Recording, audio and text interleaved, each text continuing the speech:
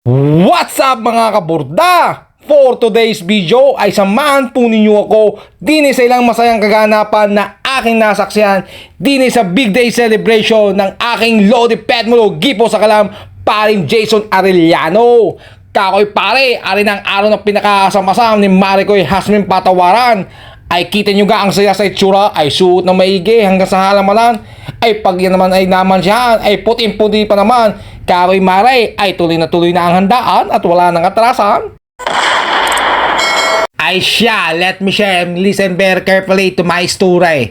Ay kita nyo ga naman na rin aking datingan. Palagi naman kung magdadala ito itong mayaman. Ay wala namang kalaman-laman ata ang bulsa. Ay uaw, kung yun nga kalpi ay wala, ay yung pag naman. Basta palagi ko tinatandaan ang sabi ng mama Maysan. Mawala na ang lahat, wag lang ang yabang. Laso ko kay Timaw at aking daig at hindi nyo ako kain lamangan. Yung totoo, ako lang ho ay imbitadaw kaya ho ako nakakaparito sa mga lugar na ganito. Ay sa tansya ko may lasa ho din ang magpatagos ng okasyon ng gaya nito. Ay ayos ho ay, nung ako'y umuli din ay. Tingnan ninyo, maganda at maluwa ang swimming pool area nila din ay. Ako lang ho ay hanga at wala akong nakita naka-two-face at bikini. Joke only at alam kong panonoorin na rin ng aking mami. At mahina na naman ang pingo sa akin tinga at tanggal ng tutulay. Ay gayawn. Pero teka, kakoy bakit katutong ka namin katao din ng kalululaw? Ay di ako'y nagmirawn. Ay Diyos ko po, kaya pala hindi ni pala Momento Photobooth Manila Seoul. Sa mga hindi po nakakaalam at nakakakilala, ganiriho ang padali at padahak ng pagkuha ng kanilang kamera. Akala nyo lang ay binabasta at pinaiikot lamang ikaw sa pala nila. Dali, arigain yung tingnan na kinalabasan. Laso ko'y ahayos din, kaulo ko sa magpapugay. Ay kayo na ho, humusga kung arigahong aking nasabi ay tama o mali. Pero teka, kumunika kamay ng isa din kaining na maganda sa may gawing bukana at sabi magsisimula na ang seremonya. Ay talagang hindi nakatiis si Kaborda sa galing din. Pagdating ko sa loob ako'y namangha at nagitla ay talagang napakaganda at napakahusay ng pagkakagayak nila. Bukod sa makukulay ng mga inumin nila ay sadya din namang masasarap at quality ang mga nakahain mga pagkain nila. Tapos nakita ko ng aking inaanak sabay hanggit ng aking kamay at nag-blaze ay siya kako'y tamang-tama na sundan sining at may bite na. Kakadami mo kang nalalaman Kaborda at mamay papagayon ka pa. Pero aringat, rarampa na at magpapasiklaban ang mga ninong at ninang.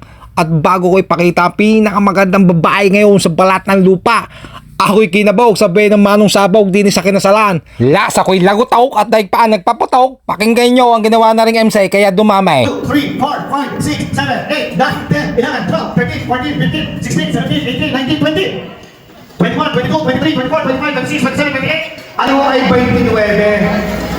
Ay Kuya John, ari isabog mo pa lamang sa pagiging anak sa kasal mo, are 29. Kulang ka pa ng 21, sabog mo sa pagiging pamangkin mo. Akin na 29, 30, 31, 32, 33, 34, 35, 36, 37, 38, 39, 40. Kuya John, ikaw na may businessman din, alam mo salitang buhay na mano. Kailangan daw ay malibog.